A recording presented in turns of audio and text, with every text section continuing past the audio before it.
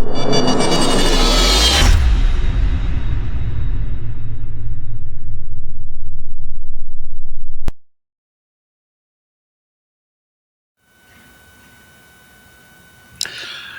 દર્શક મિત્રો, VR લાઈવના power play કાર્યક્રમમાં આપનું સ્વાગત છે.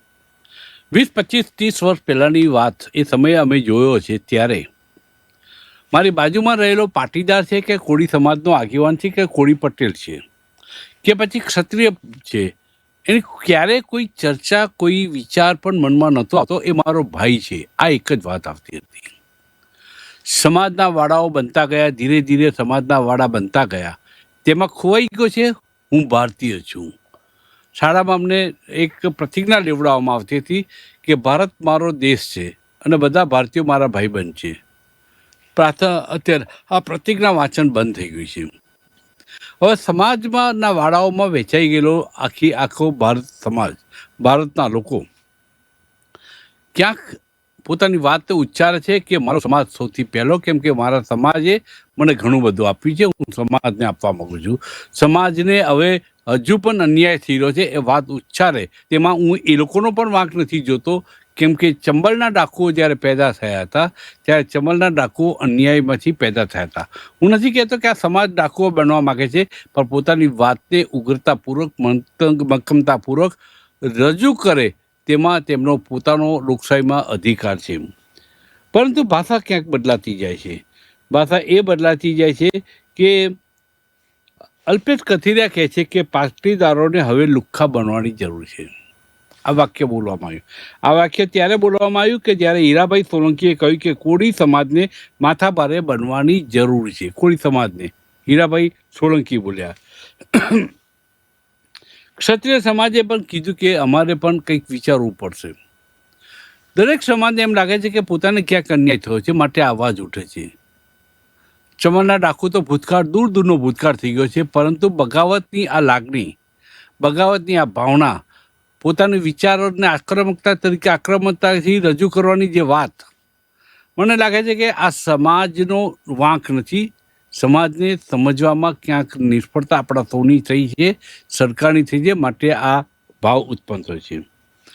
બહુ લાંબુ મેં પ્રિએમ્બલ બાંધી દીધું. આ ચર્ચા આજે પાવર પ્લે કાર્યક્રમમાં રાખવામાં આવી છે અને આપણી સાથે જોડાય છે પાટીદાર આગેવાન, યુવાન નેતા મનોજ પનારા આપણી સાથે જોડાય છે. ક્ષત્રિય આગેવાન તરીકે જયદેવસિંહ ચાવડા આપણી સાથે જોડાય છે અને કોળી આગેવાન, યુવાન નેતા ઘનશ્યામભાઈ દરજીયા આપણી સાથે જોડાય છે. સૌથી પહેલા ઘનશ્યામભાઈ પાસે આવીશ કે ઘનશ્યામભાઈ, હીરાભાઈ સોલંકીને એવું કેમ કહેવું પડ્યું કે કોળી સમાજને માથાભારે બનવાની જરૂર છે? કેમ બોલવું પડ્યું આ વાક્ય? પરસોત્તમ સોલંકીને પ્રધાનમંડળમાં લેવામાં આવે છે, તબિયત સારી નહીં હોવા છતાં વારંવાર પ્રધાનમંડળમાં લેવામાં આવે છે. તેઓ ચેમ્બરની અંદર હોય છે, એના કરતાં ચેમ્બરની બહાર વધુ હોય છે. ક્યારેક કેબિનેટમાં હાજરી પણ નથી આપતા. આમ છતાં પરસોત્તમ સોલંકીને સાચવવા માટે ભારતીય જનતા પાર્ટી પ્રધાન પદ સોનાની થાળીમાં એમણે હંમેશા આપતું રહ્યું છે. છતાં કોળી સમાજને એવી લાગણી કેમ પેદા થઈ હીરાભાઈ સોલંકીના મતે કે માથાભારે બનવાની જરૂર છે? હીરાભાઈ સોલંકી, નમસ્કાર સાહેબ. હીરાભાઈ સોલંકી જે વાત બોલ્યા છે, એક સામાજિક કાર્યક્રમ છે અને એક માતાજીના મંદિરના નિવેદનો એક કાર્યક્રમ છે, એની અંદર બોલ્યા છે. ને ત્યાં સમાજના જે કઈ અગ્રણીઓ અને આગેવાનો જે ભેળા થયા છે, એનો કહેવાનો કોઈ એવો તાત્પર્ય નથી કે કોઈ જ્ઞાતિ વિરુદ્ધનું ભાષણ કર્યું હોય કે કોઈ જ્ઞાતિ વિરુદ્ધ, પણ કોઈ સામાન્ય લોકો છે કે જે કચડાતા હોય, પીડાતા હોય, એના માટે સમાજને સાંત્વના આપવા માટે હીરાભાઈ સોલંકી હોય કે પરસોત્તમભાઈ સોલંકી હોય, એ વર્ષોથી અમારા કોળી સમાજને આશ્વાસન પૂરું પાડતા આવેલા છે અને એને અનુસંધાને હીરાભાઈ સોલંકી એ શબ્દ બોલેલા છે. કોઈ જ્ઞાતિને નીચું દેખાડવા માટે નહીં કે કોઈ જ્ઞાતિના વિરોધ માટે પણ નહીં. ઘનશ્યામભાઈ, મારે એ સમજવું છે કે 30 વર્ષથી કોળી સમાજનું પ્રતિનિધિત્વ રાજ્ય સરકારમાં રહી છે. સોમાભાઈ ગાંડાભાઈ પટેલને પણ સંસદમાં પ્રતિનિધિત્વ મળ્યું છે અને એમનો પણ દબદબો રહ્યો છે ભારતીય જનતા પાર્ટીની અંદર. આટલા વર્ષોથી જો કોળી સમાજના નેતાઓ સરકારમાં બેઠેલા હોય અને સમાજમાં તોય કચડાયેલો વર્ગ હોય, તો વાંક સરકારનો છે, કચડાયેલા વર્ગનો છે, કે આ કોળી સમાજના આગેવાનો પોતાના લાભો મેળવવામાં વ્યસ્ત છે, મસ્ત છે, માટે આ થયું છે? કોળી અને ઠાકોર સમાજની સાહેબ વસ્તી આખા ગુજરાતની અંદર ઘણી બધી વધારે છે. એટલે સમયાંતરે જે જોઈએ એવો સમાજને પ્રતિનિધિત્વ સરકારની અંદર મળ્યું નથી, અને સરકારની જે અંદર મળ્યું છે મજબૂત નથી, પ્રતિનિધિત્વ જે મળ્યું મળ્યું છે. છે નહીં ઘનશ્યામભાઈ, જે મળ્યું છે મજબૂત નથી, એમ કેવું છે? હા, મળ્યું છે એ મજબૂત નથી. મેં ગઈ ડિબેટમાં પણ આપ સાહેબને કીધેલું કે શા માટે કોળી સમાજને એટલે પરસોત્તમ કેબિનેટ સોલંકી, કક્ષામાં નહીં એટલે પરસોત્તમ પરસોત્તમભાઈ સોલંકી સોલંકીને મજબૂત તો નેતા નથી. દરિયાકાંઠાનો વિસ્તાર છે. ખારવો સમાજ, અમારો કોળી સમાજ જે દરિયાકાંઠે વિસ્તારમાં વસે છે, અને સોલંકીભાઈ પરસોત્તમભાઈ ત્યાંનું પ્રતિનિધિત્વ કરે છે. એટલા માટે દરિયાના સાગર ખેડૂના અનુસંધાને એમને મત્સ્ય ઉદ્યોગ આપવામાં આવશે. કેમ, શા માટે કુંવરજીભાઈને નાયબ મુખ્યમંત્રી બનાવવામાં નથી આવતા? શા માટે નાણાં વિભાગ નથી આપવામાં આવતો? શા માટે કોઈ મહેસૂલ વિભાગ આપવામાં નથી આવતો? કોળી સમાજની વસ્તી આખા ગુજરાતની અંદર સૌથી વધારે છે. દરેક જ્ઞાતિઓ કરતા સૌથી વધારે સમાજની વસ્તી અમારા સમાજની છે. તો શા માટે ઘનશ્યામભાઈ, કોળીના નેતાઓને પ્રાધાન્ય આપવામાં નથી આવતું? એટલા માટે ઘનશ્યામભાઈ, અમારો કોળી સમાજ જેટલો વિકાસ કરવો જોઈએ એટલો નથી કરી શકતો. ઘનશ્યામભાઈ, કુંવરજી બાવળિયાને કેબિનેટનો દરજ્જો અપાયો છે અને પરસોત્તમ સોલંકીને રાજ્ય સરકારનો દરજ્જો આપ્યો છે. તેનાથી તેઓ હંમેશા ખુશ રહ્યા છે, ક્યારે એમને પોતે અવાજ નથી ઉઠાવ્યો. આ સંજોગોમાં હું માનું છું કે એકે હજારા ગુજરાતીમાં કહેવત છે, શું એ કહેવતમાં આપણે વિશ્વાસ નથી? એક જ નરબંકો હોય આખા સમાજને તારી શકે એમ હોય, પરંતુ ક્યાંક નેતાઓ પોતાની મસ્તીમાં મસ્ત છે, પોતાની સુખાકારીમાં મસ્ત છે, પોતાના સત્તામાં મત છે, એવું દેખાય છે. એ સત્ય જ નથી. એવું નથી. આ સરકારની અંદર કોળી સમાજ હોય કે કોઈ પણ સમાજ હોય, બધા જ મંત્રીઓ, કેબિનેટ મંત્રીઓ માત્ર ને માત્ર સરકારની એક પેલી કઠપુતળીની દોરી હોય ને એમ નાચવાનું હોય છે. એક પણ મંત્રી કે કેબિનેટ મંત્રી પોતાની જાતે નિર્ણય નથી લઈ શકતા. એક પણ મંત્રી સાહેબ ક્યારેય પોતાની જાતે કોઈ પણ પ્રકારનો નિર્ણય લઈ શકતા નથી. માત્ર ને માત્ર એમની હાઈકમાન્ડ કે છે ત્યારે કોળીનો સમાજનો આગેવાન હોય તો ભલે, પટેલ સમાજ હોય તો ભલે, કોઈ પણ જ્ઞાતિ સમાજનો આગેવાન કેબિનેટ મિનિસ્ટર બની જાય અને પોતાની જાતે સરકારમાં મંત્રી કે મિનિસ્ટર હોય અને નિર્ણય લે, એવો એક પણ દાખલો હોય તો મને બતાવો. મનોજભાઈ પનારા પાસે હું આવીશ. મનોજભાઈ, સમજાતું નથી કે અલ્પેશ કથિરિયાએ એમ કેમ કહેવું પડ્યું કે પાટીદારોને હવે ઇન્વિટેડ કામમાં લુખ્ખા બનવાની જરૂર છે? કેમ કહેવું પડ્યું? કદાચ જાણતા જ હશો કે ગીતામાં કહ્યું છે કે હણે એને હણવામાં પાપ નથી. જ્યારે લોકશાહી છે ત્યારે કાયદો, કાનૂન, પોલીસ, કોર્ટ બધું જ છે. આમ છતાં પણ ક્યાંક ને ક્યાંક ગુજરાત સરકારની અંદર કાયદો વ્યવસ્થા પડી ભાંગેલી છે. ક્યાંક ને ક્યાંક બીજેપીમાં જ રહેલા અથવા તો સત્તામાં જ રહેલા લોકો મન જ્યારે કરતા હોય ત્યારે નિવેદનો અલ્પેશભાઈ આપેલા છે. જેવી રીતે તમે જોઈ રહ્યો છો, સૌરાષ્ટ્રની અંદર દિન દહાડે હત્યાઓ થાય છે, દિન દહાડે લૂંટ થાય છે, બેન દીકરીઓની છેડતી થાય છે, અને દિન દહાડે એમ કહી શકાય કે કાનૂન છે જ નહીં સૌરાષ્ટ્રની અંદર. આ પ્રકારની ગતિવિધિઓ આખા સૌરાષ્ટ્રમાં થઈ રહી છે. એમાં સ્પષ્ટપણે દેખાય છે કે ગુજરાત સરકાર અને કાયદો વ્યવસ્થા પડી ભાંગેલી છે. પોલીસ તંત્રએ જે કામ કરવું જોઈએ કરી નથી રહ્યું. એટલા માટે અમે પણ મોરબીની અંદર 2000 યુવાનોએ કલેક્ટર પાસે રિવોલ્વરનું લાયસન્સ માંગ્યું હતું કે ભાઈ અમારી જમીન, અમારી મિલકત, અમારી પરિવાર, અમારી બેન દીકરીઓની સુરક્ષા માટે અમને પોતાને હથિયાર આપી દો. તમારું તંત્ર, તમારો કાયદો, તમારું ન્યાય તંત્ર, તમારી સરકાર જો અમારું રક્ષણ ના કરી શકતી હોય, અમારી સુરક્ષા ના કરી શકતી હોય તો અમને હથિયાર આપી દો, અમે જાતે કરી લેશું. આ જ સાયન્સમાં અલ્પેશભાઈનું નિવેદન છે કે હવે સરકાર તંત્ર કાંઈ ન કરતું હોય તો જેવા સાથે તેવા થવું પડશે. એની અંદર પણ સંદેશ છે કે જો તમે ડરશો તો લોકો તમને ડરાવશે. એટલે અલ્પેશભાઈનું નિવેદનનું સંપૂર્ણપણે હું સમર્થન કરું છું. અને સ્પષ્ટ કહું છું કે આ લડાઈ કોઈ જ્ઞાતિ જાતિ ધર્મ સંપ્રદાયની સામે નથી. જે ગુજરાતની પ્રજાને શાંતિથી જીવવા નથી દેતા, માનતા નથી, ન્યાયતંત્રને માનતા નથી અને પોલીસ તંત્રનું ગાંઠતા નથી, એવા જે આવારા તત્વો છે એ કોઈ પણ હોય એને મર્દાનગીથી, તાકાતથી, હિંમતથી લડવું પડશે. એ વાસ્તવિકતા છે. મનોજભાઈ, થોડો સુધારો કરું કે 2000 યુવાનો જ્યારે રિવોલ્વરનું લાયસન્સ લેવા માટે કલેક્ટર ઓફિસ ગયા ત્યારે હવે તમારે એ મહેનત પણ કરવાની જરૂર નથી. ખાલી કાંતિભાઈ અમૃતિયાનું વિઝિટિંગ કાર્ડ તમારા ખિસ્સામાં હશે એટલે જે તમારી જોડે લુખાગીરી કરવા આવે એને બતાવી દો તો આપોઆપ શાંત થઈ જશે. કાંતિભાઈ અમૃતિયાનું વિઝિટિંગ કાર્ડ જ રિવોલ્વર લાયસન્સ કરતાં પણ કિંમતી છે. આ એક હળવી વાત કરી છે, પણ તમારો કહેવાનો અર્થ હું જે સમજ્યો છે એ પ્રમાણે આ સરકાર લુખ્ખા તત્વોને બાનમાં લેવામાં સદંતર નિષ્ફળ ગઈ છે. આ સરકાર કાયદો અને વ્યવસ્થા જાળવવામાં નિષ્ફળ ગઈ છે. આવું સ્પષ્ટપણે આપનું તારણ નીકળે છે, આપના બોલવાનું તારણ નીકળે છે. એ હું સમજ્યો છે, બરાબર છે? યસ, હું એવું માનું છું કે ગુજરાતની સરકાર, ગુજરાતની પોલીસ અને ન્યાયતંત્ર ઉપરથી લોકોને ધીરે ધીરે ભરોસો ઉઠી રહ્યો છે. લોકો છાસવારે આ બધી ઘટનાઓ, છાપાઓ આ બધી જ ઘટનાઓથી ભરેલા હોય છે. લોકો ત્રાહિમામ છે. લોકોની જમીનો, લોકોની મિલકતો ઉપર કબજા થઈ રહ્યા છે. વ્યાજખોરીનું તાંડવ લોકો ઉપર ખૂબ નાચી રહ્યું છે. લોકો રોજ દેવાદાર બનતા જાય છે અને જેને પણ લોન લીધી હોય ને હપ્તા માટે જે ઉઘરાણી કરવા આવે છે એ પણ બેંકના કર્મચારીઓ દાદાગીરી, લુખાગીરી કરતા હોય છે.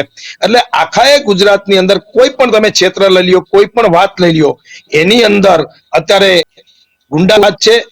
નહીં કે પોલીસનું રાજ, નહીં કે કાનૂનનું રાજ. અત્યારે કોઈ ખૂણો ગુજરાતનો કે સૌરાષ્ટ્રનો બાકી નથી કે જ્યાં ગુંડાગીરી અને લુખાગીરી અને કબજાખોરી ન થતી હોય. મનોજભાઈ, નેશનલ ક્રાઇમ બ્યુરોનો ફિગર્સ હમણાં જ આવ્યો છે થોડા સમય પહેલા જ, અને તેમાં કહેવામાં આવ્યું છે કે ગુજરાતમાં ક્રાઇમ રેશિયો ઘટ્યો છે. તમે વાત જુદી કરો છો અને નેશનલ ક્રાઇમ બ્યુરો અલગ વાત કરે છે. એ કહે છે ગુજરાતમાં ક્રાઇમ રેશિયો ઘટ્યો છે. સાચું શું માનવું? હું એવું સ્પષ્ટ માનું છું કે પોલીસ છે એ એફઆઈઆર જ નથી લેતી. નાની મોટી ઘટનાઓ જે બને છે એની એફઆઈઆર જ નથી લેતી. અને તમારે એફઆઈઆર કરવી હોય તો કાં એસપી સુધી રજૂઆત કરવી પડે, કાં મિનિસ્ટરો કે ધારાસભ્ય સુધી રજૂઆત કરવી પડે. એટલે 1 મિનિટ મારી વાત પૂરી કરી લઉં. એટલે જે આંકડાઓ આવે છે ગુજરાતના ક્રાઇમના, એ તો એફઆઈઆર જ ના થાય તો ખબર કેવી રીતે પડે લોકોને? અને લોકો એફઆઈઆર કરતા પણ ડરે છે. આવા જે ગુંડા તત્વો છે, લુખા તત્વો છે, જે કોઈ, એ તો સામેથી કહે છે કે જા તારે પોલીસમાં જવું હોય તો જા, મારા વિરુદ્ધ એફઆઈઆર કરી નાખ, પોલીસ મારા ખીચામાં છે, હું કોઈના બાપથી ડરતો નથી, 15 દી પછી જામીન ઉપર છૂટીને આવીને પાછો તને મારીશ, તારી સાથે જે વર્તન કરવું પડે એ બધા જ પ્રકારના વર્તન કરીશ, કબજો કરીશ. આ તો વિડીયો રેકોર્ડિંગ હું તમને 10 લોકોને આપી શકું એમ છું કે છૂટા પછી તારો વારો પાડી દઈશ. લોકો એફઆઈઆર કરવા નથી જતા, લોકો ડરે છે આવા લોકોથી. અને અત્યારે તો પાસાનો કાયદો પણ લૂલો અને લંગડો થઈ ગયો છે. પાસામાં જઈને 5મે દી તો બજારમાં આટા મારતો હોય. હવે પાસા જેવા કાયદાનું કાંઈ અત્યારે ગુજરાતમાં આવતું નથી ડાર્યું. એવા સમયે લુખાઓ, ગુંડાઓ, વ્યાજખોરો, દાદાઓ જેને કહી શકાય, લોકોને રંજાડતા એવા લોકો બેફામ થઈને ફરવાના જ છે. એ તો સ્વાભાવિક છે. કાયદો બુઠ્ઠો થઈ ગયો છે, તંત્ર વેચાઈ ગયું છે, ભ્રષ્ટાચારે માજા મૂકી છે. જે કાંતિભાઈનું તમે જે હળવી શૈલીમાં વાત કરી, એ જ કાંતિભાઈનું એક નિવેદન એ પણ છે કે અત્યારે ગુંડા લુખાઓ બધા ભાજપમાં આવી ગયા છે. તો એ તો એની સરકાર થઈ ગઈ ગુંડાઓની, લુખાઓની. એટલે સ્વાભાવિક છે કે આજે આ પરિસ્થિતિ છે. એટલે તો અમારે સામાજિક રીતે લડવું પડે છે. બાકી ક્યાં ટાઈમ છે અલ્પેશભાઈને કે અમને? અમે પણ કામ ધંધો બિઝનેસ બધું કરીએ છીએ, અમારે પણ પરિવાર છે. પણ જ્યારે સરકાર, તંત્ર અને બાકીની જે વ્યવસ્થાઓ છે ગવર્મેન્ટની, એ નિષ્ફળ ગઈ છે લોકોને ન્યાય અપાવવામાં, લોકોની સુરક્ષા કરવામાં, એટલા માટે આવી લડાઈઓ લડવી પડે છે. મનોજભાઈ, આપે જે કહ્યું એનું ભૂમિતિમાં એક દાખલો આવે અને દાખલાનો જવાબ છેલ્લે લખવામાં આવે, ઇતિ સિદ્ધમ. ઇતિ સિદ્ધમ. ઇતિ સિદ્ધમ મનોજભાઈ બનારા કહે છે, એનું ઇતિ સિદ્ધમ એ છે કે પાટીદારોએ હવે લુખ્ખા બનવાની જરૂર છે. આનો અર્થ એવો થાય. એટલે માથાભારે તત્વો જેવા સાથે તેવા બનવાની જરૂર છે. મારું સ્પષ્ટ માનવું છે કે જેવા સાથે તેવા બનવું પડશે. હવે ડરી ડરીને જીવવાનો સમય વયો ગયો છે. અલ્પેશભાઈનું વાક્ય જે છે એ સંદર્ભમાં મેં આ વાક્ય કહ્યું એટલા માટે કે હવે પાટીદારોએ લુખ્ખા બનવાની જરૂર છે. ચલો ચર્ચા આપણે આગળ પણ કરીશું. હું હવે આવીશ જયદેવસિંહ ચાવડાજી પાસે. જયદેવસિંહ, એવું ક્ષત્રિય સમાજમાંથી વાત આવી કે ક્ષત્રિય સમાજે પણ હવે વિચારવાની જરૂર છે. તો શું વિચારવું છે એ કહો. લુખ્ખા સાથે લુખ્ખા, માથાભારે સામે માથાભારે, જેવા સાથે તેવા, કયા શબ્દના ઢાંચામાં આ વાત પર તમે પીરસશો? ક્ષત્રિય સમાજે એક થવાની જરૂર છે. પહેલો મુદ્દો, ક્ષત્રિય સમાજ અત્યારે જે અલગ અલગ વાડાઓમાં વહેંચાયેલો છે, કાઠી છે, કોળી છે, રાજપૂત છે, ગરાસિયા છે, જાગીરદાર છે, આ તમામ જગ્યાએ ક્ષત્રિયો જે અલગ અલગ છે એમને એક થવાનું છે અને લડવાનું છે શિક્ષણ જેમને નથી મળતું એને શિક્ષણ આપવા માટે. જે બેન દીકરીની કોઈ એની આબરૂ લેવા માટે કોઈ પ્રયત્ન કરે તો એના સામે લડવાનું છે. કોઈને ભ્રષ્ટાચાર થાય અને એનું કોઈ ઘર પડાવી લે, એનું ખેતર પડાવી લે તો એના માટે લડવાનું છે. ક્ષત્રિય સમાજે એક થઈને દેશના બંધારણ માટે, કાયદો અને વ્યવસ્થા સુશિક્ષિત થાય એના માટે લડવાનું છે. ક્ષત્રિય સમાજ હંમેશા દરેક સમાજનું અને પોતાના રાષ્ટ્રનું અને માતૃભૂમિનું રક્ષણ કેમ કરવું અને કોઈ વ્યક્તિ એના ઉપર કોઈ હુમલો કરે તો એને કેવી રીતે જવાબ આપવો, આ ક્ષત્રિય સમાજનું સૌથી મોટું લક્ષણ છે. ક્ષત્રિય સમાજ ક્યારે કોઈ પણ ક્ષત્રિય હોય એ ક્યારે કોઈ બીજા સમાજ સામે કોઈ જગ્યાએ ઉશ્કેરણી કરે નહીં. પહેલો પ્રશ્ન એ છે. બીજો પ્રશ્ન એ છે કે જે અલ્પેશભાઈ કથેરિયા કહેતા હોય કે ભાઈ હવે એમના સમાજના લોકોએ લુખ્ખા તત્વોને બનવું જોઈએ, તો હવે જે અલ્પેશભાઈ કથેરિયા જે પાર્ટીમાં છે એ પાર્ટીના મુખ્યમંત્રી એમના સમાજના, 42 થી વધારે ધારાસભ્યો એમના સમાજના, અડધો ડઝન મંત્રીઓ અને કેબિનેટ મંત્રીઓ ખરા એ એમના સમાજના. તો હવે અલ્પેશભાઈ કોના સામે લડશે? મુખ્યમંત્રી સામે લડશે, પોતાના ધારાસભ્યો સામે લડશે, પોતાના મિનિસ્ટર સામે લડશે? કોના સામે લડવાની વાત કરી રહ્યા છે અલ્પેશભાઈ? પ્રશ્ન એ છે કે અહીંયા આ જે ગામના અંદર જે પ્રશ્ન છે અમરેલીના અંદર ફુલજર ગામનો, એ જમીન વિવાદ છે. જમીન વિવાદના અંદર બે વ્યક્તિઓની લડાઈ હોય, બે વ્યક્તિઓના માલિકી અને કબજા માટેની લડાઈ છે. આ કોઈ બે સમાજ માટેની લડાઈ જયદેવસિંહજી, એક નથી. મિનિટ. જયદેવસિંહજી, એક જ મિનિટ આપને રોકીશ. હું જે સમજ્યો છું, મનોજભાઈનો પક્ષ નથી લેતો. મનોજભાઈએ સિસ્ટમ સામે લડવાની વાત કરી છે. તદ્દન તંત્ર કોલેપ્સ થઈ ગયું છે એ વાત કરી છે. કોઈ વ્યક્તિ સામે, કોઈ હોદ્દેદાર સામે, કોઈ પદાધિકાર સામે લડવાની વાત નથી કરી, પણ જેવા સાથે તેવા થઈને અવાજ ઉઠાવવાની વાત કરી છે. હું જે સમજ્યો છે, કદાચ ખોટું હોઈ શકે. આપ આપની વાત કન્ટિન્યુ કરી શકો છો. અલ્પેશભાઈ પોતાના જે પક્ષમાં છે એ પક્ષના મુખ્યમંત્રી ઉપર, એના ગૃહમંત્રી ઉપર, એના વ્યવસ્થા ઉપર, કાયદા ઉપર વિશ્વાસ નથી. અલ્પેશભાઈ એ જ પાર્ટીમાં છે જે પાર્ટીના અંદર રાજુભાઈ છે. રાજુભાઈ સોલંકી જે અત્યારે હીરાભાઈ સોલંકી જે ખરા એ જ પાર્ટીમાં છે. તો શું આ બંને વ્યક્તિઓ એમ કહી રહ્યા છે કે ભાઈ એમણે જે પાર્ટીના અંદર છે અને જે પાર્ટીની એના અંદર સંપૂર્ણ સત્તા છે એને આ કર્યું છે? આ પ્રશ્ન એ છે. અહીંયા પ્રશ્ન એ છે કે જો આપણે બધું સાંભળતા હોઈએ તો શું આ ગુજરાત સરકારને અને ગુજરાત પોલીસને નહીં સંભળાયું હોય? કાયદો એવું કહે છે કે તમે ઉશ્કેરણી કરો અને બીજા સમાજ માટે આવી રીતે કરો વાત, તો કાયદેસર તમે ગુનો નોંધો, ગુનો થાય. તો ગુજરાતના અંદર કાયદો વ્યવસ્થા, મુખ્યમંત્રી આ બધા નિષ્ફળ ગયા છે. ગૃહમંત્રી આ બધું નહીં સાંભળતા હોય, ગૃહમંત્રીની તાકાત નથી થતી કે એમના ઉપર ફરિયાદ દાખલ કરવાની. આ બધું કેમ થઈ રહ્યું છે? પ્રશ્ન એ છે કે તમે જે વાત કરી શરૂઆતમાં કે ચંબલના ડાકુઓમાં પણ વાત થઈ હતી, તો ચંબલના ડાકુઓના અંદર પણ જ્યારે પોતાને સુરક્ષા લેવા માટે અથવા પોતાને પોલીસ પકડી ના જાય એના માટે જે ગામડામાં જાય, એ ગામના અંદર જઈને એમ કે હું તમારા સમાજનો છું, તો શું એ ડાકુ ખરો એ આપણા સમાજનો હોય એટલે એને સંતાડી દેવાનો? અલ્પેશભાઈનો તો વાત એવી થઈ કે કોઈ ગુનાકાર વ્યક્તિ હોય તો એને સાચવો. શા માટે સાચવવો જોઈએ? તો તમને તમારી પોલીસ ઉપર, કાયદા વ્યવસ્થા ઉપર, કોર્ટ કચેરી ઉપર, તમારા મુખ્યમંત્રી ઉપર વિશ્વાસ નથી રહ્યો? તો શું આ બધું શાના માટે થઈ રહ્યું છે? આ કોઈ જાતિ સમાજ માટેની લડાઈ આ લોકો લડી જ નથી રહ્યા. આ પોતાની કેપેસિટી માટે, પોતાને લાઇમલાઇટ રહેવા માટે આ રીતે આ બધું બોલવું અત્યારે ફેશન થઈ ગઈ છે. રાજકારણમાં આવવા માટે ફક્ત પોતાના સમાજની વાત કરવી, બીજા સમાજના વિરુદ્ધમાં વાત કરવી, આ એક પ્રથા થઈ ગઈ છે. અને આ સસ્તી પ્રસિદ્ધિ માટે આ બધું થઈ રહ્યું છે. આ સસ્તી પ્રસિદ્ધિ માટે અલ્પેશભાઈ કથેરિયાએ અત્યારે સમાજનો ઉપયોગ કર્યો છે. તો અલ્પેશભાઈ અત્યાર સુધી ક્યાં ગયા હતા? આ જમીનનો વિવાદ ચાલી રહ્યો છે અને 3 પેઢીનો વિવાદ ચાલી રહ્યો છે. જે કોળી સમાજના, જે કાઠી સમાજના ભાઈઓ ખરા, એમનો વિડીયો આપણે સાંભળ્યો છે, એમનો કેસ પણ મેં જોયો છે. 3 પેઢીથી એ લોકો જમીન ઉપર વાવી રહ્યા છે અને વાવેતર કરી રહ્યા છે. તો શું એમને કોઈ લુખા તત્વો દ્વારા એમને ત્યાંથી ભાગેડી મૂકવાના, તગેડી મૂકવાના તમને કોઈ અધિકાર ખરો?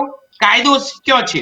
તમારે કોર્ટ કચેરીમાં જવું જોઈએ, તમારે કલેક્ટરમાં જવું જોઈએ, કેમ નથી ગયા? તમે શા માટે લુખા તત્વો બીજા લઈને તે પહોંચી ગયા? એના અંદર એક કાઠી દરબારના દીકરાનું કરુણ મોત થયું છે. આ ખરેખર ગંભીર વિષય છે. આ ક્ષત્રિય સમાજ, અમે ફરીથી કહીએ છીએ કે આ કોઈ જગ્યાએ સાખી લેવામાં નહીં આવે. પરંતુ અહીંયા જોઈએ તો મુખ્યમંત્રી પણ નિષ્ફળ ગયા છે, કારણ કે મુખ્યમંત્રી પણ એ જ સમાજના છે. તો શું મુખ્યમંત્રી પોતાના જ સમાજના લોકોને નથી સાચવી શકતા? મુખ્યમંત્રી પોતાના સમાજના લોકોને વિશ્વાસ નથી અપાવી શકતા કે ભાઈ તમારી રક્ષાનો કારભાર અત્યારે મારી પાસે છે, ખબરદાર જો કોઈએ આવી રીતે વાત કરી તો? આ રીતે નથી કહી શકતા. પરંતુ આ બંને જગ્યાએ બંને વ્યક્તિઓ ભાજપમાં છે, આટલું સમજી લો. અને ભાજપમાં હોય અને બંને વ્યક્તિઓ જો સરકારની વિરુદ્ધમાં બોલે છે તો એમ સમજવું કે સરકાર અત્યારે કાયદો વ્યવસ્થા જાળવવા માટે સંપૂર્ણ નિષ્ફળ ગઈ છે.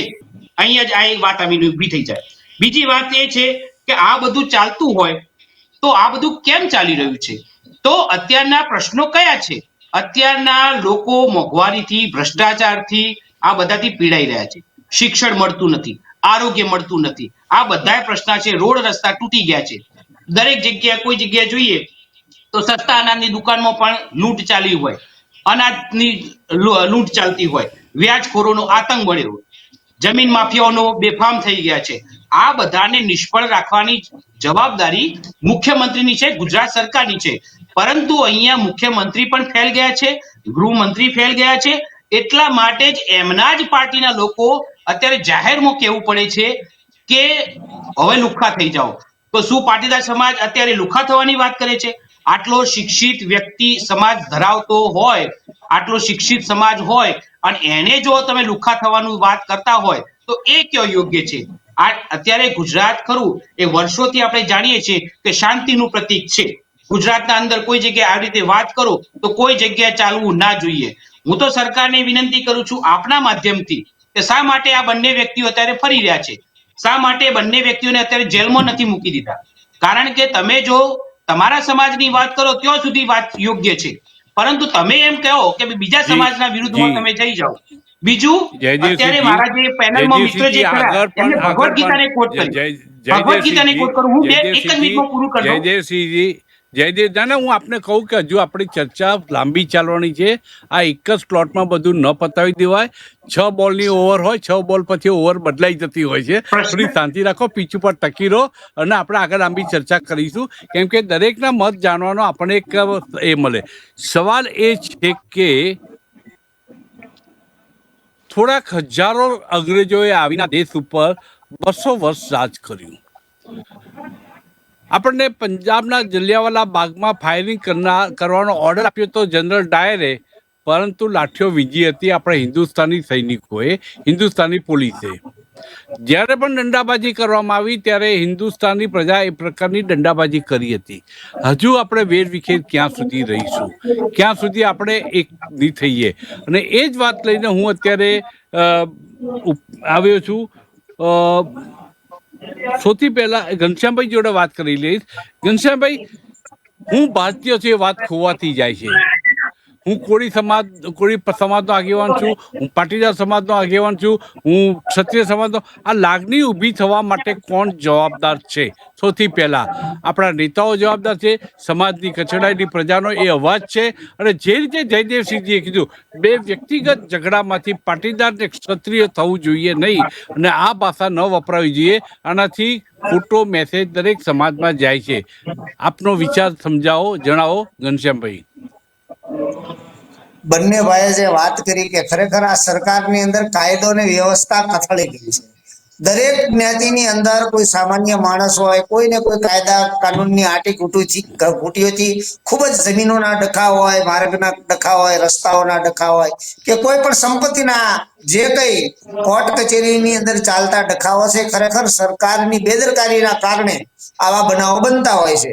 સરકારની અંદર ઘણા બધા કેસો પેન્ડિંગ પડ્યા છે. કોઈ પણ જ્ઞાતિઓને કોઈ પણ જ્ઞાતિ જોડે બાજવું હોતું નથી. કોઈને ઈચ્છા હોતી નથી, ચાહે પટેલ હોય, ચાહે ક્ષત્રિય ગાંઠી સમાજ હોય કે ચાહે કોઈ સમાજ હોય. ઘનશ્યામભાઈ, આ સરકાર નબળી છે, સરકાર નિષ્ફળ ગઈ છે, આ સરકારમાં કાયદો વ્યવસ્થા કથળ્યા છે, આ સરકાર સદંતર ગેરલાયક છે એવું જો આપ કહેતા હો તો આવી ગેરલાયક સરકારમાં પરસોત્તમ સોલંકીએ અને કુંવરજી બાવળિયાએ પોતાના સન્માન માટે બેસી રહેવું ના જોઈએ, રાજીનામું આપી નીકળી જવું જોઈએ. આવી નકામી સરકારમાં શા માટે લોકો બેસી રહ્યા છે?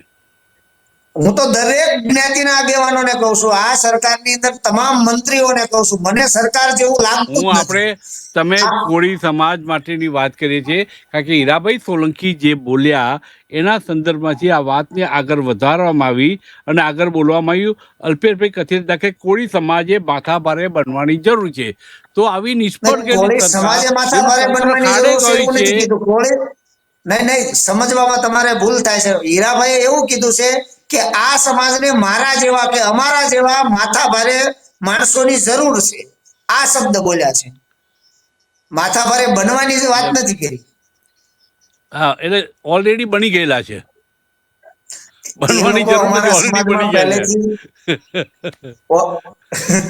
એ લોકો પરસોત્તમભાઈ સોલંકી હોય કે હીરાભાઈ સોલંકી હોય, એ ભાવનગર કે જે કાંઠા વિસ્તારની અંદર વર્ષોથી અમારા સમાજ માટે લડતા આવે છે. જ્યાં અન્યાય થાય ત્યાં ખરેખર અમારો સમાજ ક્યારેય કોઈ પણ જ્ઞાતિને નડતરરૂપતા એવું કામ કરતો નથી અને ક્યારેય કોઈ જ્ઞાતિના વિરોધમાં પણ નથી હોતો. જી, મતલબ કે ઓલરેડી માથાભારે છીએ, પણ મારા જેવા માથાભારે માણસોની સમાજને જરૂર છે એમ એમને કહ્યું. સવાલ એ છે કે આ વાત એટલે તો સમાજને સાંત્વના આપવા માટે, હિંમત આપવા માટેની વાત છે, એ કોઈ જ્ઞાતિની વિરુદ્ધની વાત છે જ નહીં. ના ના, એવું નથી, હું સમજી ગયો છું. સમાજને આમ પીઠ ઉપર આમ હાથ પાડે અને મનાવી લે, સમજાવી દે અને પોતાનું આગળ ગાડું ચાલે એ પ્રકારનો પ્રયત્ન હતો એમ આપનું કહેવું છે કે જેથી એમના ઉપરથી વિશ્વાસ લોકોનો ઉઠી ના જાય. અને અમે બેઠા છીએ, લોકોનો વિશ્વાસ પરસોત્તમભાઈ માથે અને હીરાભાઈ સોલંકી માથે તો અમારા સમાજનો કાયમી છે અને રહેશે. એ લોકો ક્યારેય પોતાની પ્રસિદ્ધિ માટે એવા શબ્દો બોલતા નથી. ખરેખર અડધી રાતનો હોકારો જો દેતા હોય તો પરસોત્તમભાઈ સોલંકી અને હીરાભાઈ સોલંકી અમારા સમાજને આપે છે.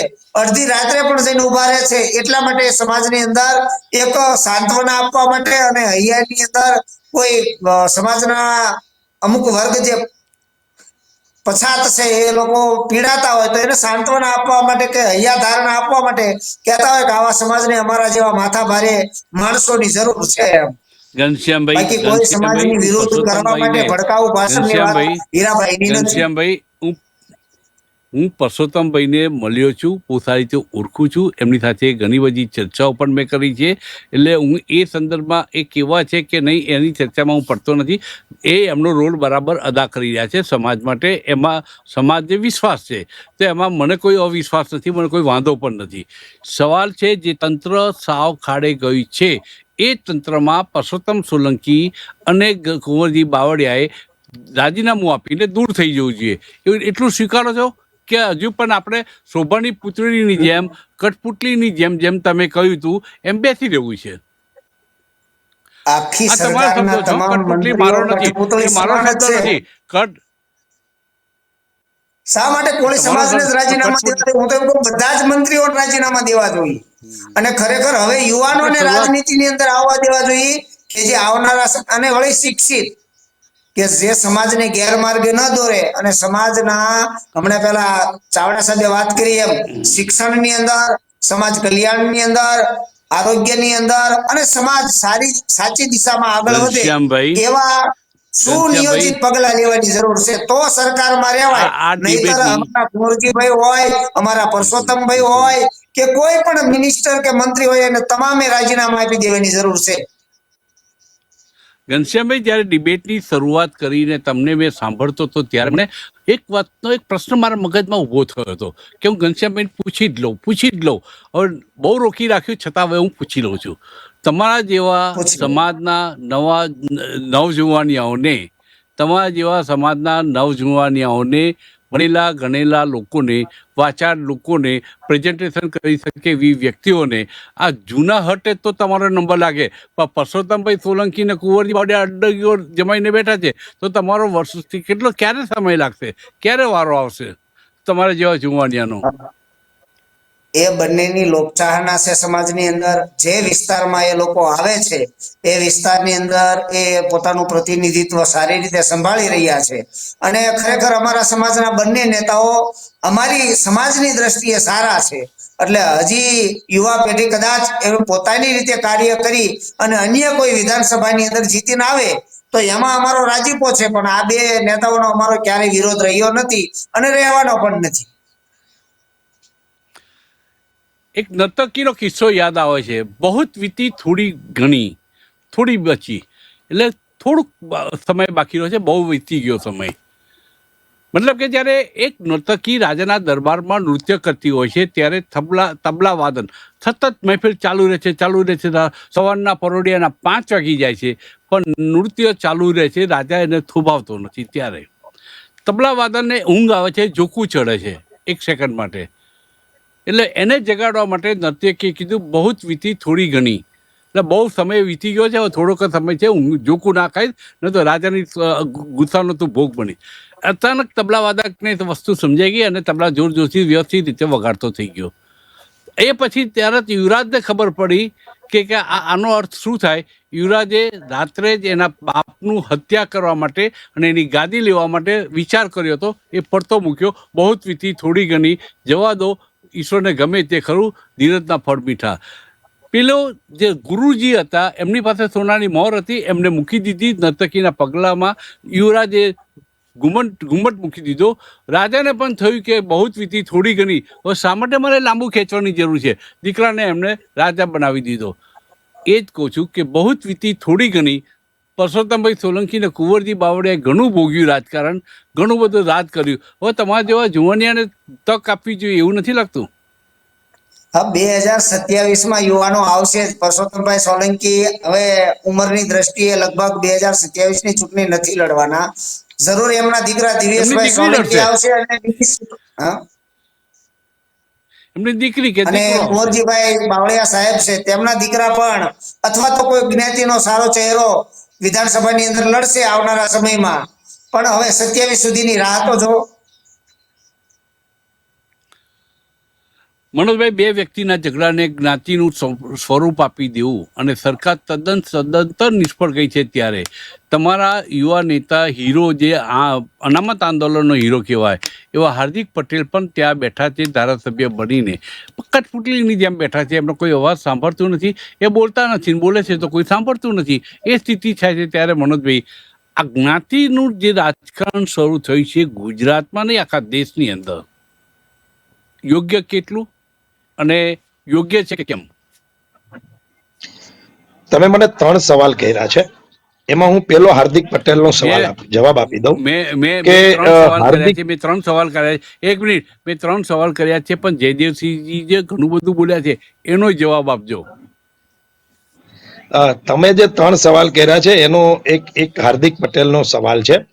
તો ભારતીય જનતા પાર્ટીમાં ગમે તેવડો સામાજિક આગેવાન ભારતીય જનતા પાર્ટી જોઈન કરે છે ત્યારે એની પહેલી શરત એ હોય છે કે પાર્ટી કહેતો બોલવાનું, પાર્ટી કહેતો મૂંગું રહેવાનું. અને એનો ગળાનો ખેસ જ એવો છે, પેલા કાત્યા પિક્ચર ની અંદર ઓલા ભાઈને નાખે છે ગળામાં અને કહે છે સની દેઓલ કે તું કહે તો ભોંક અને તું કહે તો ચૂપ. એટલે આ પરિસ્થિતિ ભાજપમાં છે કે ભાજપનો તમે પટ્ટો નાખો એટલે તમારે મૌન રહેવામાં જ મજા છે, એ વાસ્તવિકતા છે. એટલે હાર્દિક ક્યારેય હવે સમાજ માટે નહીં બોલી શકે, એ વાસ્તવિકતા છે. એક વાત. બીજી વાત તમે કરી કે જ્ઞાતિનો સંઘર્ષ. ના, આ જ્ઞાતિનો સંઘર્ષ જ નથી. ક્યારેય કોઈ જ્ઞાતિ નો જયારે વ્યક્તિ બીજી જ્ઞાતિના વ્યક્તિની બાબતમાં કોઈ પણ માથાકૂટ હોય, એ જમીનની હોય કે અન્ય કોઈ પણ હોય, એ ત્યારે વ્યક્તિની લડાઈ હોય છે, કોઈ જ્ઞાતિની લડાઈ હોતી નથી. અને કોઈ જ્ઞાતિ એની અંદર સંપૂર્ણપણે ઇન્વોલ્વ પણ થતી નથી. હા, એની એક ઘટનાના પડઘા નાના મોટા વિસ્તારોમાં, નાના મોટા બાબતોમાં પડતા હોય છે કે ભાઈ અમે સાચા છીએ, આમને એમ થાય કે અમે સાચા છીએ, એટલે એ થોડા દિવસ વાતચીતો થાય, પરંતુ કોઈ જ્ઞાતિનું ઘર્ષણ હોતું જ નથી. એટલે આને જ્ઞાતિના ઘર્ષણમાં લેવું ન જોઈએ, એક વાત. અને ત્રીજી વાત તમે કીધી કે સરકાર નિષ્ફળ ગઈ છે. હા, સરકાર નિષ્ફળ ગઈ છે. ત્રણેય મિત્રો અમે જે બેઠા છીએ એનું એક સૂટ તો એક વાતમાં છે જ કે આ સરકાર સંપૂર્ણ નિષ્ફળ ગઈ છે.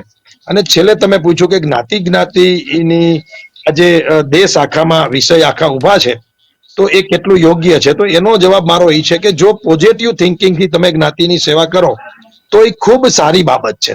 માની લો કે એક રાજ્યની અંદર 140 જ્ઞાતિઓ છે અને દરેક જ્ઞાતિના યુવાનો, વડીલો એવું નક્કી કરે કે અમારી જ્ઞાતિમાં કોઈ બાળક પૈસાના વાકે ભણતર નહીં છોડે, તો આખા રાજ્યના યુવાનોને ભણવાની વ્યવસ્થા થઈ જાય.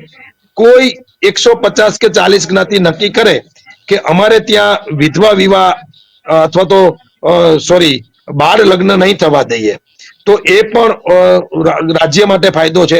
એવું નક્કી કરે કે વિધવા જે બહેનો છે એને યોગ્ય રીતે પોતાનું જીવન નિર્વાહ થાય, એના બાળકોનું જીવન નિર્વાહ થાય, એવી અમે સામાજિક વ્યવસ્થા કરશું. 1 મિનિટ, તો એ 1 મિનિટ મારી વાત પૂરી કરો. તો એક પણ આપણા રાજ્યની અંદર એક પણ બેન દીકરી વિધવા જે હોય એના બાળકોનું શિક્ષણની ચિંતા મટી જાય અને એમના નિર્વાહની ચિંતા મટી જાય. એટલે જો પોઝિટિવ રીતે જ્ઞાતિનું કામ કરીએ તો મને લાગે છે ખૂબ સારી બાબત છે. પરંતુ જ્ઞાતિના નામે તમે ઝઘડા ઉભા કરો, જ્ઞાતિના નામે તમે વાદ વિવાદ ઉભા કરો અને જ્ઞાતિ વચ્ચે સંઘર્ષ થાય, તો એ રાજ્યને અને દેશને નુકસાન છે, અને એ સમાજને પણ નુકસાન છે, અને એ વ્યક્તિને પણ નુકસાન છે આગળ જતા. એટલે પોઝિટિવ રીતે જ્ઞાતિનું કામ કરવું, એમાં સમૂહ લગ્ન છે, શિક્ષણ છે, આરોગ્ય છે, આ બધા જ વિષયોને જો આવરી લેવામાં આવે જ્ઞાતિ લેવલે, તો સરકારની જરૂરિયાતો બંધ થઈ જાય અને સમાજ સુરક્ષાનો વિષય ખૂબ સારો છે.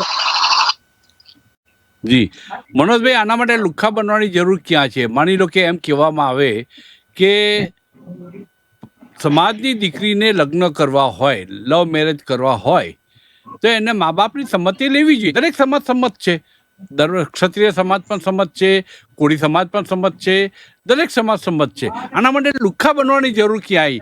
અલ્પેશ કથિરિયાએ જે ભાષા વાપરી છે કે પાટીદાર સમાજે હવે લુખ્ખા બનવાની જરૂર છે.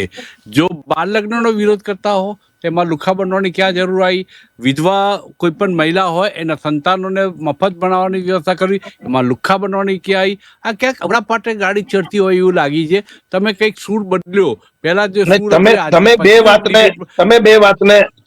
તમે બે વાતને ભેગી કરો છો. હું એમ કહું છું કે નહીં કરો, બોલો. તમે કીધું કે જ્ઞાતિવાદ છે એ કેટલો યોગ્ય છે. મેં એમ કીધું કે જો પોઝિટિવ જ્ઞાતિવાદ હોય, લોકોના કલ્યાણનો જ્ઞાતિવાદ હોય, તો એ ખૂબ સારો વાત છે. પરંતુ જો જ્ઞાતિ વચ્ચે વૈમનસ્ય ફેલાવે એવો જ્ઞાતિવાદ હોય તો એ બિનજરૂરી છે. એ રાષ્ટ્રને, રાજ્યને, વ્યક્તિને અને સમાજને નુકસાન કરતો છે. આવી મારી વાત છે. હવે લુખ્ખા બનવાની વાત એવી છે કે લુખ્ખા બનવાની વાત એ છે કે જે લુખ્ખો છેડતી કરે છે, જે લોકો વ્યાજખોરી કરે છે, દમન કરે છે, અત્યાચાર કરે છે, એની સામે લુખ્ખા બની જાવ એમ. હજી કઈ રોજ લુખ્ખા બનીને બોર્ડ મારવાની વાત નથી કે ચલો હું લુખ્ખો છું એવી કહેવાની વાત નથી. પરંતુ જેવા સાથે તેવા થાવ, વાત આટલી જ છે એની અંદર કે જે માણસ જેવો છે તમારી યારે ખરાબ વર્તન કરે છે, દાદાગીરી કરે છે, તો એની સામે તમે લુખ્ખા એ સમય માટે થઈ જાવ એમ. પછી આખા સમાજે કઈ આમ બસ લડી લેવાની વાત હોય એવી વાત નથી. આ અલ્પેશભાઈની વાતમાં માત્ર વાત એવી છે કે તમને કોઈ દબાવે, ધમકાવે, તમારું પડાવી લે, તો ત્યારે તમે એની સામે એવા જ દબંગ બનો, એવા જ લુખ્ખા બની જાવ, એમ વાત છે. અને જ્ઞાતિઓની જે વાત છે એમાં હું તો સ્પષ્ટપણે માનું છું. મનોજભાઈ, હું જ્ઞાતિઓની વાતમાં તો હું એક મિનિટ મારી વાત એક જ સેકન્ડમાં પૂરી કરી દઉં. તમે સૌરાષ્ટ્ર અને ગુજરાતમાં જોયું હશે કે જ્ઞાતિઓની, હા એક જ સેકન્ડમાં, તમે સૌરાષ્ટ્ર અને ગુજરાતમાં જોયું હશે કે જ્ઞાતિઓની હોસ્ટેલો છે, જ્ઞાતિઓની સરકારી સ્કૂલોની અંદર ભણવા માટેની બાજુમાં હોસ્ટેલો પણ જ્ઞાતિઓએ બનાવી છે, ક્લાસીસો શરૂ કરેલા છે, શિક્ષણ માટે અનેક પ્રકારના કામ થઈ રહ્યા છે. હવે તો અમુક જ્ઞાતિઓના દાતાઓ હોસ્પિટલ પર બનાવે છે, એ બધા માટે, પણ એના ટ્રસ્ટીઓ મુખ્ય કોઈને કોઈ એક જ્ઞાતિના હોય છે. તો આ બધું જ સમાજમાં પોઝિટિવ જ્યારે થતું હોય ત્યારે નાની મોટી ઘટનાને સાઈડમાં મૂકી અને સર્વાંગી રાજ્યનો અને રાષ્ટ્રનો અને દરેક સમાજનો વિકાસ થાય એવું મને લાગે છે, વિચારવું જોઈએ. હવે આ એક ઘટના છે, એની અંદર જો બંને સમાજના આગેવાનો સાથે બેસી અને સત્ય હોય એનું નિરાકરણ લાવી શકતા હોય તો ઠીક છે, નહીતર પછી કાનૂન, કોર્ટ અને ન્યાયતંત્ર જે નક્કી કરે એ બંને પક્ષને માન્ય હોવું જોઈએ, આવું મારું સ્પષ્ટ માનવું છે. મનોજભાઈ, એવું લાગે છે કે પાટીદાર સમાજે એક લુખ્ખાઓની કેડર અલગ બનાવવી જોઈએ, જે આવા લુખ્ખા લોકો સામે બિલકુલ નહીં, બિલકુલ નહીં, બિલકુલ નહીં, મારી વાત પૂરી કરવા બિલકુલ દો. નહીં. મારો સવાલ પૂરો કરવા દો સાહેબ. મેં તમને શાંતિથી આવો સવાલ તમે મને કરો તો મારે વચ્ચેથી જ કાપવો પડે ને. આવો તમે સવાલ કરો, આવો નહીં, તમારે નહીં, વચ્ચે કહું તમને, એના માટે જ હું જવાબ આપી દઉં. મારી સમજ પ્રમાણે કદાચ મારી સમજ નબળી હોય, એટલે નબળી હોય તો પણ એક વખત મારી વાત કરું, તમે મને સમજાવજો, હું સમજી લઈશું કે જ્યાં પોઝિટિવ કામો કરવાના છે સમાજે, ત્યાં એના પ્રકારની કેડર હોય છે. પણ જ્યાં લુખ્ખાઓ છે, લુખ્ખાગીરી કરે છે, લુખ્ખાગીરી દ્વારા સમાજને કનડે છે, એમને લુખ્ખાગીરી કરીને જવાબ આપવો જોઈએ, એમ અલ્પેશભાઈ કથિરિયાનો કહેવાનો બાવર છે, એમ આપે કહ્યું. મતલબ કે એક લુખ્ખા કેડર ઊભી કરી દે, વાત પૂરી થઈ જાય. નહીં, એવી વાત એ શક્ય નથી. માનો કે હું તમને એક વાત કરું કે કોઈ દીકરી કોલેજ થી આવે છે, એસટી બસમાં અપડાઉન કરે છે, અથવા તો જોબ ઉપરથી આવે છે, સાંજે મોડું થઈ ગયું છે, અને કોઈ લોકો એની છેડતી કરે તો એને ત્યારે એના જેવું જ બની જવાનું. એમ એ તરત ને તરત ઇન્સ્ટન્ટ એ લુખ્ખાને જવાબ મળી જવો જોઈએ. વાત એવી છે, કોઈ ખેડૂત ખેતી કરીને આવે છે, એની સાથે કોઈ દુર્વ્યવહાર કરે છે, તો એ ખેડૂતે ત્યાં એ જ પ્રકારનો એની સાથેનો જ વ્યવહાર કરી દેવો, હિસાબ બરાબર કરી દેવાનો. કોઈ વિદ્યાર્થી, કોઈ યુવાન ધંધો કરે છે ને એની અંદર કોઈ લુખાગીરી કરે છે એની સામે, તો ત્યાં એની સામે એવો જ જવાબ. એટલે કોઈ કેડર બનાવીને કોઈ ટીમ બનાવવાની વાત નથી. વાત અલ્પેશભાઈની ઈ છે કે તમે શું કામ સહન કરો છો? કોઈ માણસ તમારી સાથે લુખાગીરી, દાદાગીરી કરે છે, કોઈ બેન દીકરીની કોઈ છેડતી કરે છે, તો તમે એની સામે ત્યાં ને ત્યાં એની સાથે જેવા સાથે તેવા બની અને એને જવાબ આપી દો. વાત એટલી જ છે. દાખલા તરીકે કોઈ તમને ચપ્પુ બતાવે છે તો તમે એને તલવાર બતાવો ને. એમ તમારો ભાવર સમજી ગયો, હું ભાવર સમજી ગયો. લુખ્ખાઓનું આઈડેન્ટિટી કાર્ડ કોઈને મળશે નહીં, ચૂપચાપ ન્યાય અપાવવાનો છે, એ રીતે આપણે વાત કરી. હું જયદેવસિંહ પાસે આવું છું. જયદેવસિંહજી, અકબરની મુઘલ સેનાના સેનાપતિ હિન્દુ માનસિંહ હતા, જ્યારે મહારાણા પ્રતાપ તરફથી મુસ્લિમ સેનાપતિ હાકિમ ખાન લડી રહ્યા હતા. હાકિમ ખાન શું? ક્ષત્રિય સમાજમાં યુનિટી નથી, એ વસ્તુ વર્ષોથી આપણે જોતા આવ્યા છીએ. વચ્ચે સમાજમાં સારા નેતાઓ આવ્યા, મનોહરસિંહ જાડેજા જેવા નેતાઓ હતા, દિગ્ગજ નેતા હતા. વચ્ચે શંકરસિંહ વાઘેલા જ્યારે ભારતીય જનતા પાર્ટીમાં હતા, ક્ષત્રિય નેતાની છબી હતી. આજે ક્ષત્રિય સમાજ વેરવિખેર છે, એની પાસે કોઈ નેતા નથી, એની પાસે નેતાનો કોઈ ચહેરો નથી, અને ક્ષત્રિય સમાજ અંદર અંદર લડવામાંથી વેરવિખેર બન્યો છે. માટે ક્ષત્રિય સમાજ માટે હવે કોઈ નેતાગીરી વ્યૂહનું બન્યું છે, એ નેતા ઊભો કરવાની જરૂર છે, સંગઠિત થવાની જરૂર છે. એ વાત આપણે સ્વીકારી છે. કઈ રીતે કરી શકાય સંગઠિત? જી, અત્યારે આપણે જેવું જાણીએ છીએ કે ક્ષત્રિય સમાજ એક જ છે, એક જ રહેવાનો છે. પ્રશ્ન એ છે કે અત્યારે જે મનોજભાઈએ વાત કરી, હમણાં પહેલાના પ્રશ્નના જવાબમાં એમ કીધું કે ક્ષત્રિય સમાજ સંગઠિત નથી. આપ બોલ્યા હતા, એમાંથી મેં પ્રશ્ન લડવાની વાત હવે તમે જ મને ખંડન કરો છો. ક્ષત્રિય સમાજની લડવાની વાત હતી. આપણે વાત, મારી પહેલી વાત મન પણ યાદ છે, અત્યારની વાત પણ યાદ છે. વાત હતી કે ક્ષત્રિય સમાજે એક થઈને લડવાનું. તો કોની સામે લડવાનું હતું? ક્ષત્રિય સામે જે લડવાનું હતું, અંધવિશ્વાસ સામે, કુરિવાજો સામે, દીકરીઓને શિક્ષણ નથી મળતું એના માટે, આ બધા માટે લડવાનું છે. ક્ષત્રિય સમાજ પહેલા એક હતો અને અત્યારે પણ એક છે. પ્રશ્ન એ છે કે અત્યારે જે મનોજભાઈએ વાત કરી, તો ઓખના બદલે આંખ એક દિવસે આ દુનિયાને આંધળી કરી દેશે.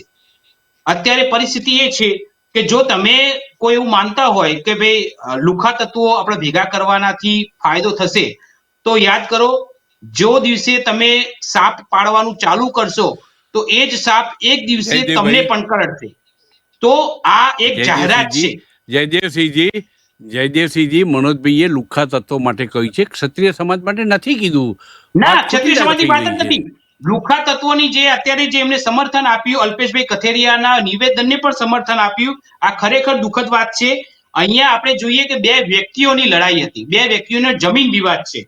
આ જગ્યા ઉપર ના તો કાઠી સમાજનું ભવન બની રહ્યું હતું, ના શિક્ષણનું ભવન બની રહ્યું હતું, ના પાટીદાર સમાજનું શિક્ષણનું ભવન બની રહ્યું હતું, ના શિક્ષણનું સમાજનું કોઈ ભવન બની રહ્યું હતું. તો બે સમાજો શા માટે ઇન્વોલ્વ થાય? પ્રશ્ન એ થાય છે કે અહીંયા કેટલાક વ્યક્તિઓને જે રાજકારણમાં ચાલવું છે, પરંતુ વિષય મળતો નથી, કારણ કે સરકાર વિરુદ્ધમાં બોલી નથી શકતા, કારણ કે હવે તમે આવી ગયા છો સત્તાના રાજકારણમાં, અને જે પાર્ટી સત્તામાં છે એના તમે સભ્ય થઈ ગયા છો, એટલે સરકાર વિરુદ્ધમાં તમે બોલી નથી શકતા. તો હવે તમારી વિકલ્પ છે તમારો સમાજની વાત કરવાની.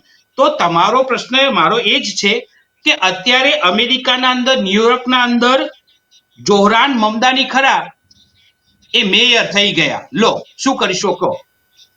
એક મુસ્લિમ વ્યક્તિ જે ખ્રિસ્તી ધર્મના સૌથી વધુ લોકો ત્યાં રહે છે, જ્યુસ ધર્મના સૌથી વધુ વ્યક્તિ છે, એ લોકોએ અમેરિકાએ ન્યુયોર્કના અંદર મેયર તરીકે એમની નિમણૂક કરી.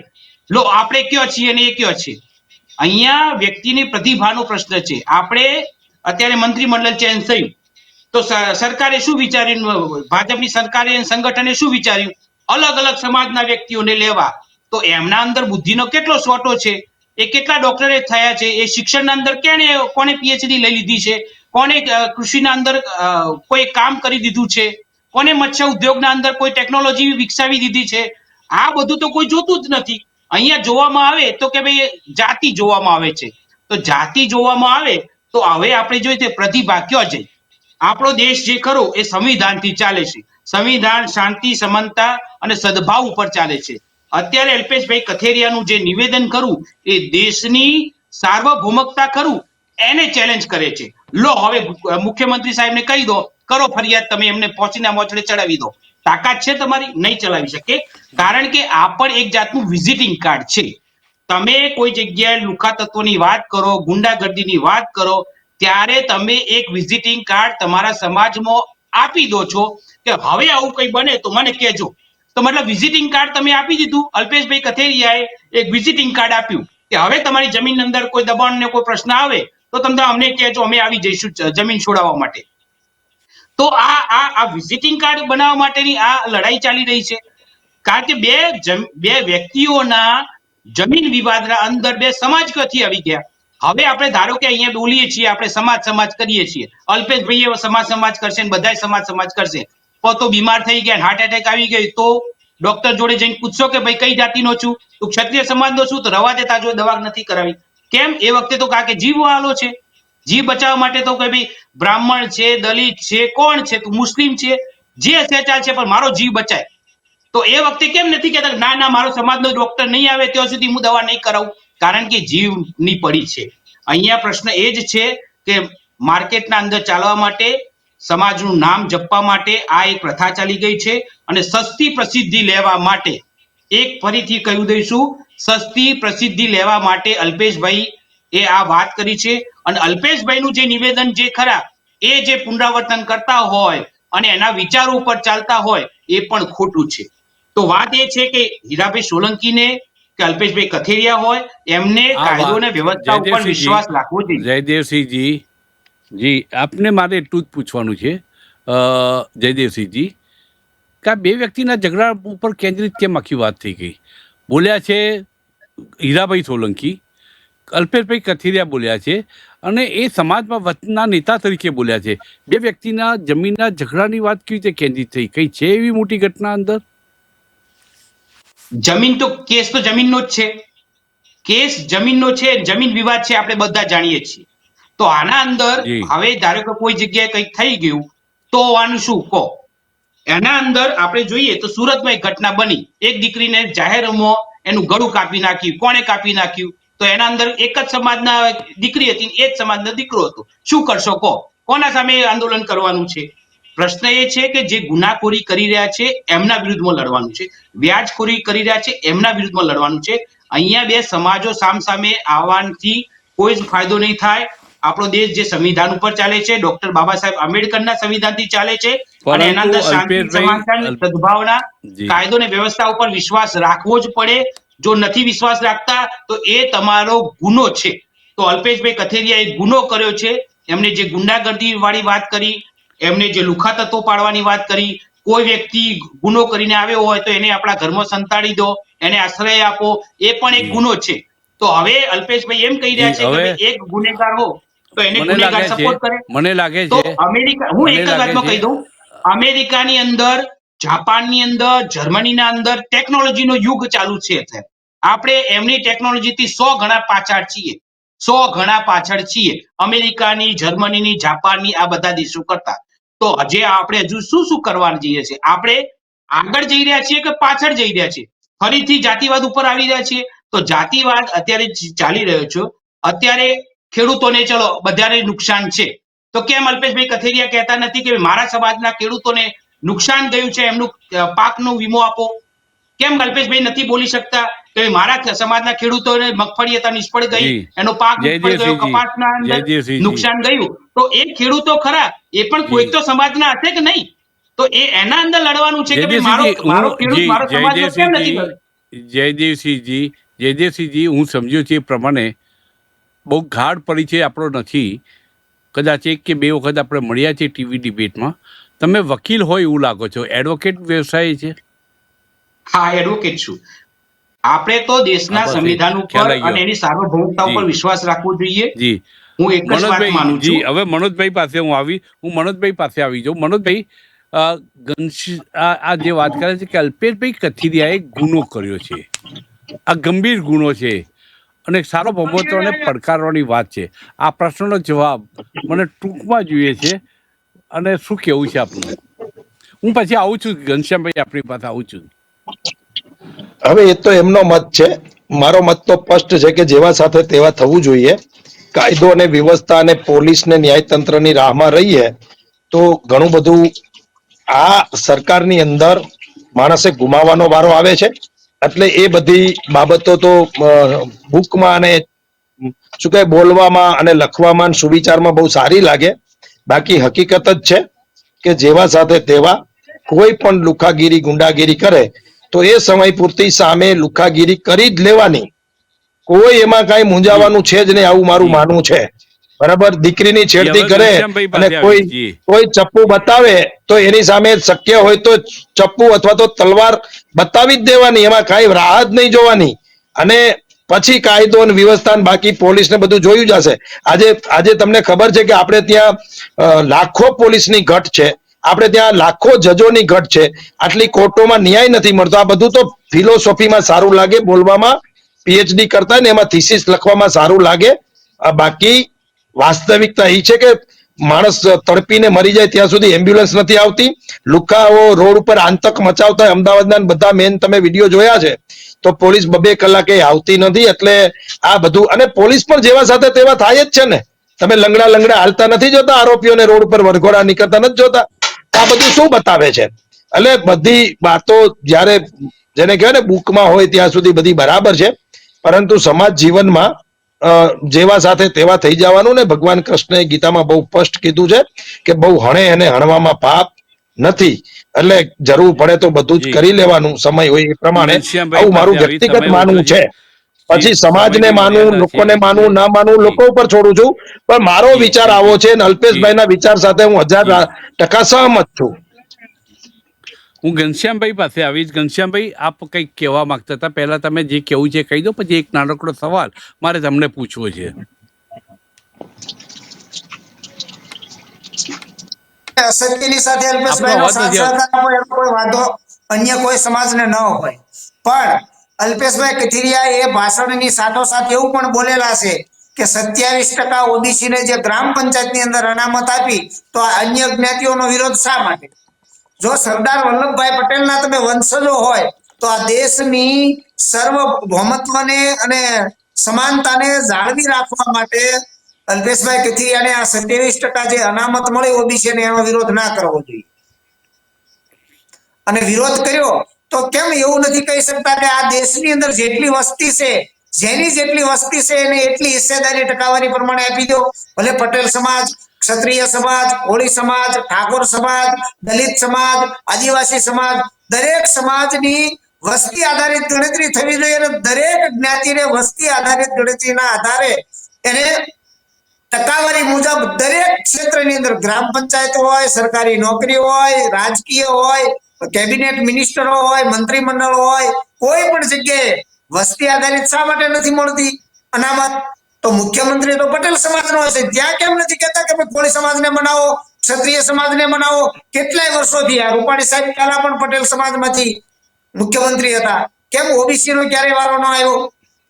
તો મારું મનોજભાઈ એટલું જ કહેવાનું કે એટલે સત્ય આપનું અને કહેવું એમ, અસત્યમાં આપની માગણી જ્યાં એ છે, અન્યાય થશે ત્યાં આપની સહકાર માગણી આપો. એવી છે, પણ આવી બાબતમાં એક આપની વાત પણ તમે માગણી અલ્પેશભાઈ કથિરિયા મતલબ પોતાના કે સમાજની આપની અંદર સુરખીઓમાં બની રહેવા માટે આવા ભાષણો કરે છે, બાકી બીજું કઈ નથી.